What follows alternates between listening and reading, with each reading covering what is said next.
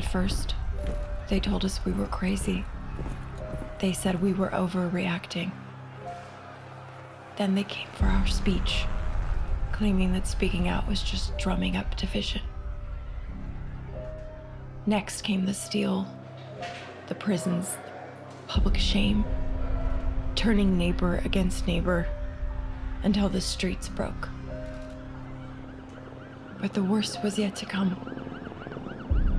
They came for our minds. They came for our books. And suddenly we couldn't read.